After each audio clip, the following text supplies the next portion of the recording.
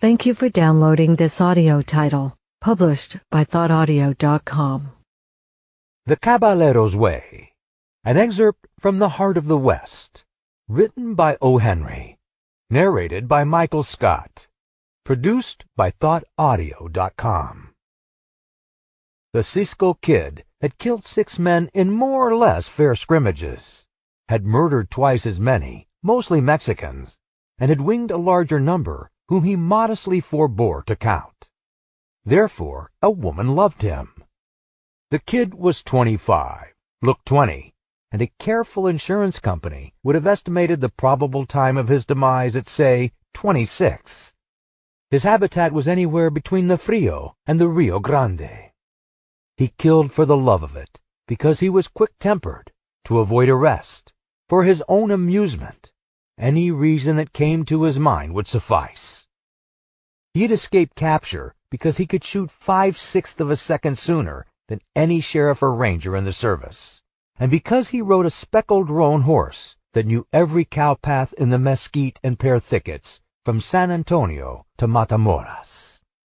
Doña Perez, the girl who loved the Cisco Kid, was half Carmen, half Madonna, and the rest, oh yes, a woman who was half Carmen and half Madonna can always be something more.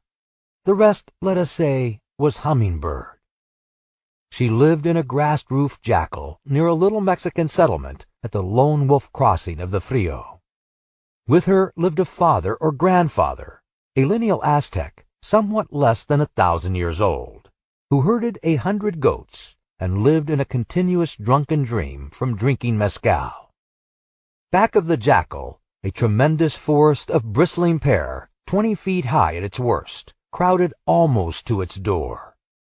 It was along the bewildering maze of this spiniest thicket that the speckled roan would bring the Kid to see his girl. And once, clinging like a lizard to the ridgepole, high under the peaked grass roof, he had heard Tonia, with her Madonna face and Carmen beauty and Hummingbird soul, parley with the sheriff's posse, denying knowledge of her man in her soft melengue of Spanish and English.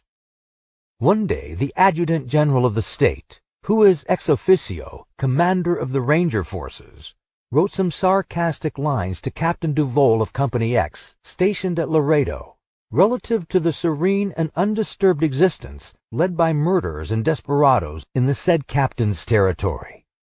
The captain turned the color of brick dust under his tan, and forwarded the letter, after adding a few comments, per Ranger Private Bill Adamson, to Ranger.